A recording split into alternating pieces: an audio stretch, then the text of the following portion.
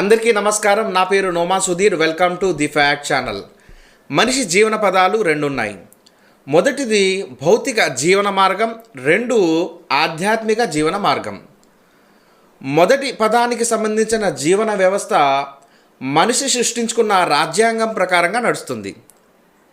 రెండవ పదానికి సంబంధించిన జీవన వ్యవస్థ దైవప్రోక్తమైన ధర్మశాస్త్రాల ప్రకారంగా నడుస్తుంది. మొదటి పదానికి సంబంధించిన జీవన వ్యవస్థలో మానవులు రచించుకున్న రాజ్యాంగం ప్రకారం ఆర్టికల్ 26 దేశ పౌరులకు మతపరమైన వ్యవహారాలు నిర్వహించుకునే స్వేచ్ఛకు హామీ ఇస్తుంది.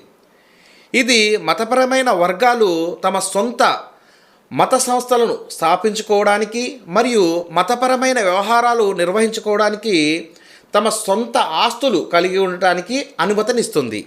ఈ రాజ్యాంగ హక్కును ఎవరు కాజేయడానికి ప్రయత్నం చేసినా దానికి వ్యతిరేకంగా రాజ్యాంగ పరిధిలో పోరాటం చేసే హక్కు ప్రతి పౌరునికి ఉంది.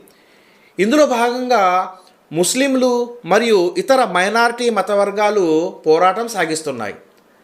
వారి పోరాటం సఫలం కావాలని నేను కోరుకుంటున్నాను.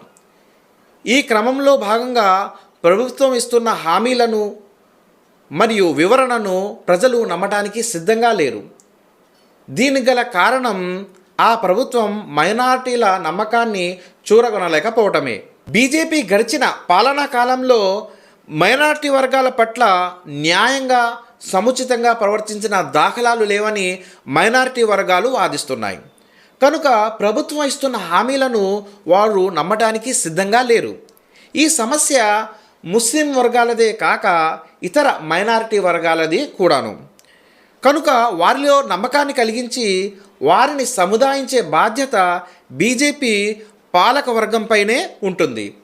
కనుక ఈ సమస్య త్వరగా పరిష్కారం అవ్వాలని నేను కోరుకుంటున్నాను.